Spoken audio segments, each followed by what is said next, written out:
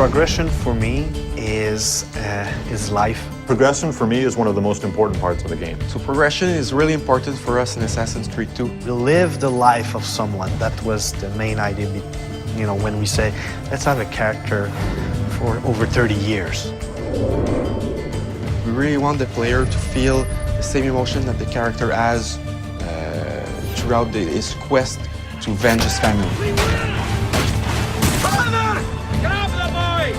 I'll kill you for what you've done! Our game begins in 1476 and it ends in 1503. So it's a considerable span of years for a video game. It's the height of the Italian Renaissance. This is when the most beautiful paintings, the greatest sculptures, the most wonderful architecture are all being built and created. And at the same time, it's a period of political intrigue and drama and violence as well. What do you want, Vieri? So many things. A prettier bride. Oh, and yes, your life. There was a lot of really sparks of energy and interesting ideas that happened during that period. We also want our character to go through a change.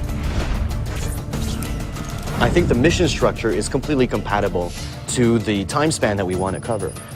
In the sense that it allows us to have some flexibility and really focus on the most poignant events that happen in history and in Ezio's life throughout his progression. Throughout the game, he's going to encounter people. I was hoping you could help me with something. He will have friends that will teach him abilities. He will be taught fighting by his uncle. He will learn a few skills from the different groups of different factions in the crowd.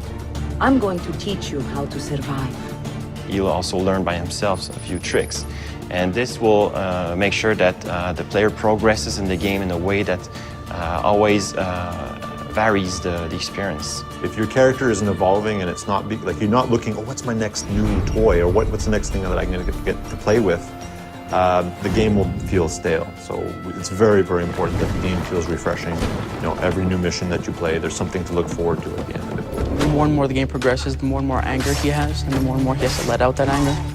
So the moves just keep coming and coming and coming on what he can do with the different weapons that he has. You start with just basic sword attacks and the ability to defend yourself. And then we introduce disarming and counter kills, and then from there it all opens up. The player will be requested to actually buy some of his gear. For example, we have the armors, which will give him more health points, hit points in general. He starts with various sets of armor, the first one being just leather armor, and then it moves throughout more metal armor, provides him more protection. In AC1, we sort of gave the player, without any choice, this is what you're going to learn next. Whereas in AC2, the player has much more choice. Since such a large part of Ezio's story is him, you know, answering the question, who am I and what am I doing here and what's my purpose? You can't answer that question in a year or two. You know, it takes the span of almost his entire life.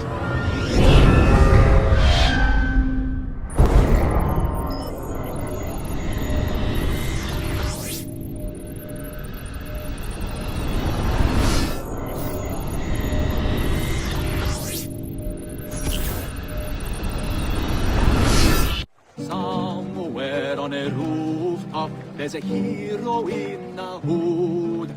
Fear him not, lest you who have sinned, for his cause is good.